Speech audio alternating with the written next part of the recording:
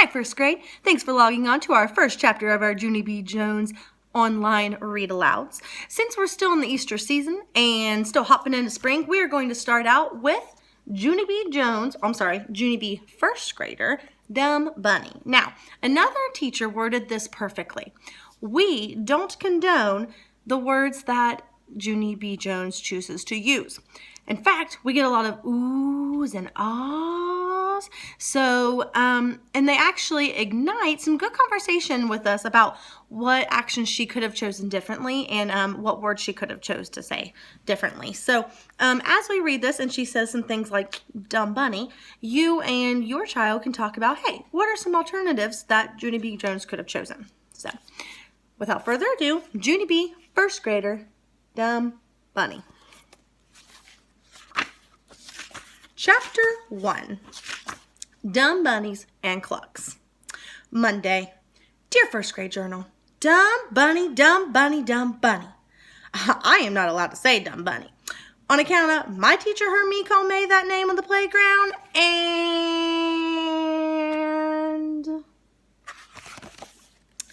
and he said for me to knock it off. Only here's something I just thought of. Even if I can't say dumb bunny out loud, I can still think it inside my head. 'Cause heads are silent, which is what I like about heads. I'm going to try it right now. I put my pencil down and I looked at May. Then I squinted my eyes real teensy. Dumb bunny, dumb bunny, dumb bunny. May looked real suspicious at me. What are you doing, Junie Jones? Why are you squinting like that? She asked. Stop it right now. Stop squinting. I paused my squint. I'm not just squinting at you, May. I'm also thinking a name about you inside my head, 'cause you don't even know what name I'm thinking, 'cause heads are silent, which is what I like about heads, I said. May frowned, and I started to squint again. Dumb bunny, dumb bunny, dumb bunny, dumb bunny, I thought. And after I finished, I brushed my hands together, very satisfied. There, that ought to hold me for a while, I said. May kept on frowning. Then, blam! She exploded out of her chair, and she zoomed to the front of the room. Mr. Scary, Junie B called me that name again. I know she did, only she thought it inside her head, and that's just plain sneaky. Mr. Scary was writing on his desk. He closed his eyes and did a big breath. May, what are our 3 new rules about tattling? He asked. You and I came up with the new rules to control your tattling, remember? Can you tell me what they are, please? May stood there for a real long time. She did not like the 3 new rules, I believe. Finally, she started to say them. Rule number 1, count to 20 before I tattle, she grumped. Mr. Scary nodded. Yes, May, excellent. That's the first rule. Now go on. Rule number 2, said May. If I still feel like tattling, then count to 20 again.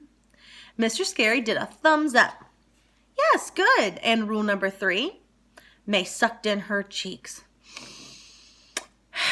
Rule number 3. If I still feel like tattling, after that, go home, eat dinner, go to bed, and wake up, and eat breakfast, and come back to school, and raise my hand to tattle. Then put my hand over my mouth, and please be quiet, she said. Mr. Scary clapped his happy hands. Perfect! You've got it! Those are exactly the rules we talked about, aren't they? He said. I'm very proud of you for remembering them. He stood there and He stood up and walked her back to her chair. You have a great memory for rules, May, he said, but the next step is to actually follow the rules, okay? And I don't believe you counted to 20 this time, did you? I leaned over and tapped him. I can vouch for that, I said. There was definitely no counting. Mr. Scary frowned at me. I'll deal with you in a minute, Miss Jones, he said. You and I are going to review the rules on name calling. I did a gulp. But I didn't even call her a name, Mr. Scary. All I did was think her name inside my head, I said. May flashed angry eyes at me. No, you did not just think, Junie Jones. You told me you were thinking it. And that is the exact same thing. Almost, she said. She went on. Plus, you didn't even think it quietly. You thought it out loud so I could hear it in your brain. May looked up at Mr. Scary. My ears were tested last year in kindergarten, she said. The nurse said I can hear as good as a North American barn owl. Mr. Scary stared at her for a real long time. No, May, no, I'm sorry, he said finally, but the nurse did not tell you that. You did not hear as well as a North American barn owl. May squirmed in her chair a little bit. Squirming is what happens after fibbing. At least that has always been my experience. After a minute, May put her head on her desk and she covered up with her sweater. Mr. Scary bent down next to me. And as for you, Miss Jones, this is the absolute last time that I ever want to talk to you about name calling, he said. I don't want you to say Dumb Bunny or think Dumb Bunny or sing Dumb Bunny or hum Dumb Bunny or write Dumb Bunny. Do you understand? I tapped my fingers on my desk. But then, what am I supposed to do? What am I supposed to do when May is mean to me? I asked him. I have to call her something, or else she won't even know that I'm mad. I thought for a second. Then I clapped my hands together. Hey, I know. Maybe I could just think the dumb part in my head, and I'll call her just plain Bunny, I said. Would just plain Bunny be okay with you? May popped her head up from under her sweater. No, she grouched. Just plain Bunny isn't nice either. My friend named Sheldon stood up. Bunny isn't nice? How come Bunny isn't nice? He said. I have an aunt named Bunny, and she's very, very nice. Sheldon looked at Mr. Scary.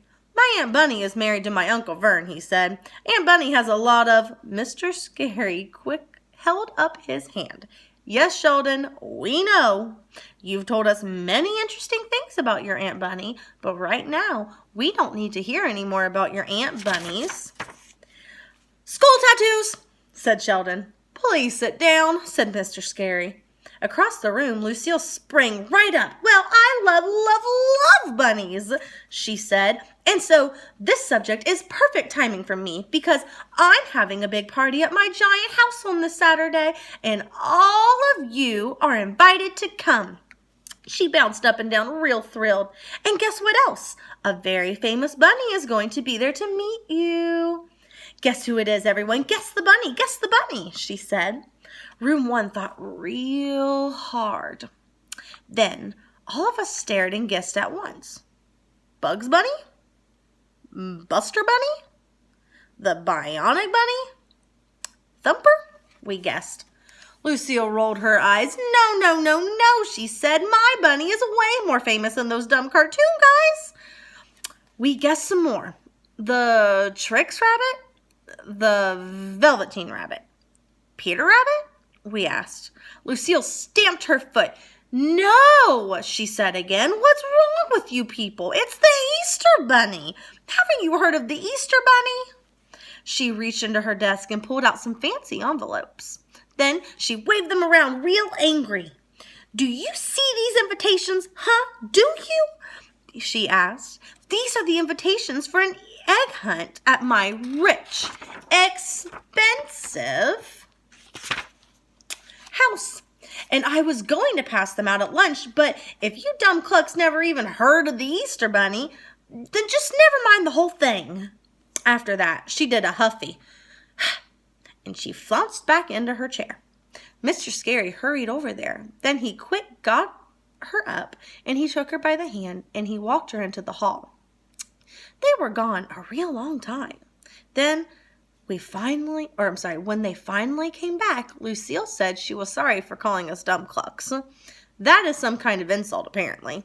Then she took the envelopes out of her desk again and she gave everyone an invitation. And so, yippee, yippee, hooray, hooray! Room 1 is going to a party. And here is the picture of Lucille waving around her party invitations. And that is chapter 1. So tomorrow we will read chapter 2, Clothes and Nubs. So stay tuned, and I hope you enjoyed chapter 1. It was a long one. Bye, guys.